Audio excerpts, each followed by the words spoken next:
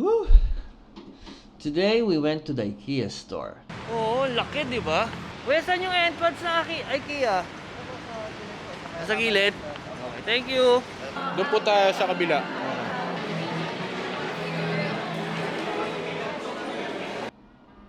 Yes, the physical store. If you didn't know, they opened their store in November 25th of 2021. So let me share my experience with you. Let's talk about the things that I did not expect, the things that I wish I knew, and maybe I can share some tips with you if you plan to go as well. Let's talk about it. First of all, how do you go there? The store is actually located in the Mall of Asia area, beside SMX. If you remember the open parking lot that used to be in front of SMX, that's IKEA now. Before you go there, you need to book a slot online. There are limited slots and there's a maximum of 4 persons per slot. Make sure you're not late because they only allow 15 minutes grace period if you're late. Pro tip, be sure to be there 30 minutes before your slot. And there's no time limit. Once you're in, you can stay in the store as long as you want. After you book your slot online, you will receive a QR code which they will scan on the entrance. I booked my slot at 4 p.m. because I don't always wake up early. I wish I had booked earlier though, because when we got there, the parking inside the IKEA building was already full. I had to go around and find another parking slot in the neighboring buildings. I ended up parking at SMX. So when you arrive at the store, you'll be guided by the personnel to the top floor, which is the showroom floor. Okay, so let me explain how the IKEA store is laid out. So the top floor is the showroom floor. So this is where you see all the IKEA rooms and items, and you get ideas on how to use the items themselves. The way you shop at the stores is a bit different than your conventional store. On the showroom, if you see something you like, you take a picture. And then later on, you can ask the personnel to get the item for you, or you have to pick it up yourself in the 3rd floor. The showroom is massive and there's only one way throughout the floor. You have to follow all the arrows all the way through the end. This means that you have to go through each and every room before you get to the end. There are no shortcuts here. It's not for the faint of heart. The overall showroom experience was okay. I really enjoyed looking at the different designs and ideas and innovations, and they even have a gaming themed room, which I really appreciated. Here's some footage of the showroom.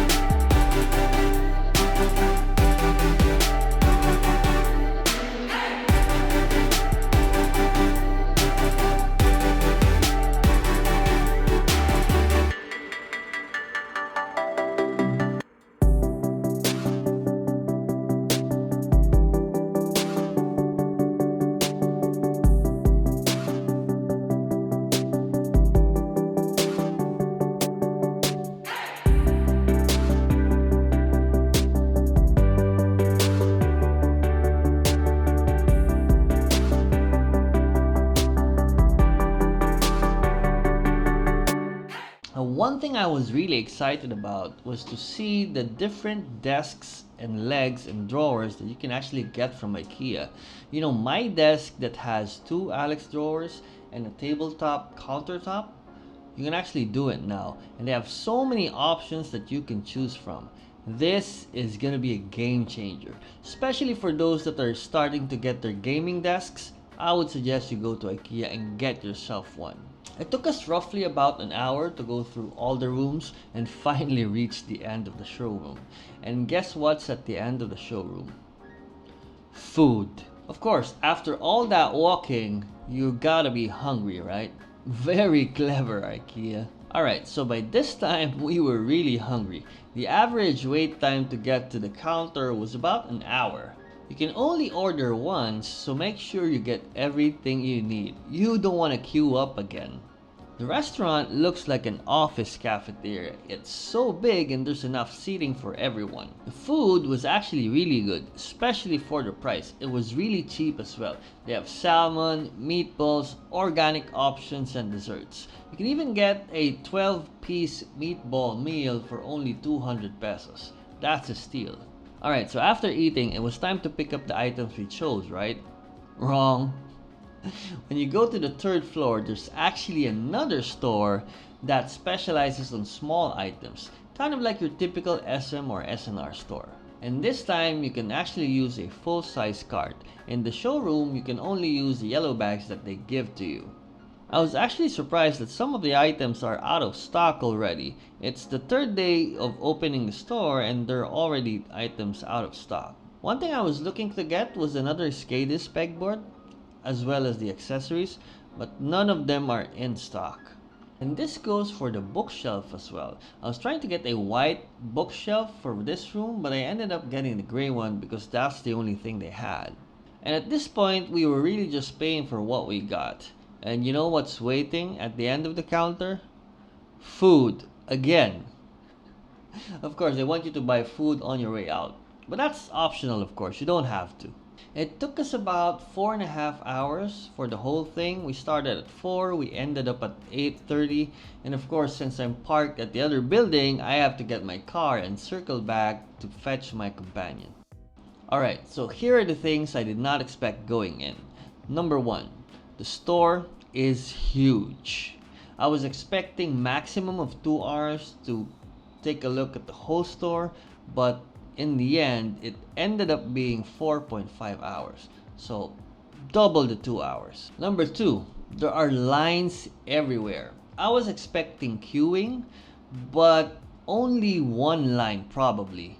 There were lines in the entrance, and once you get in, there's another line, and once you want to order food, there's an initial line, then another line, then another line. So many lines. So be prepared for that. Number 3, there was a lot of people. I was expecting a lot of people, but the store was packed. It's funny because one of the personnel was even trying to make us socially distance, but there was nowhere to go. So we couldn't do it basically. Number 4, there were not enough stocks. This was something that surprised me because it was technically the third day that the store was open and there were already items that were out of stock. And lastly, number 5, the food was good. I was expecting the food to be okay. Especially with how cheap it is. It's not Antonio's good, but it's definitely good for the price. I actually like the small broccoli cake that you get with the salmon. That was fantastic. Okay, so here are my tips for you. Number 1, wear comfortable shoes and clothes. You're gonna be there for a while. There's a lot of queuing, there's a lot of walking, so make sure you wear your most comfortable shoes. Don't even think of wearing heels. Number 2, bring a charger or a battery pack. You're gonna be taking a lot of pictures since the way that you shop is you take a picture of the item that you want. So make sure you have extra juice just when you need it. Number 3, schedule your trip early. Don't do what I did. If you arrive early, there's a big chance that you get a parking slot within the building itself. That is a game changer. Number 4, plan ahead. This is the most important thing. Scan for the items that you want to get, make sure that they're available once you go there, and make sure you have all your measurements before you buy the stuff that you need. Number 5, be open for changes on your shopping list. When you go there, there's definitely a high chance that you will change your mind on some items that you're already set on. This happened to me a lot. The key is to have your measurements so that even if you change your mind, there wouldn't be a problem. And lastly, bring someone with you. I was lucky enough to have company going there. I could not imagine going there alone. All those lines and queuing, that would have made me crazy. Alright, So overall, the experience was okay. I really love IKEA products. They have a full range from the budget ones all the way to the premium, and the quality is really good, even for those budget options. I would probably not go anytime soon and just opt for online shopping, but who knows?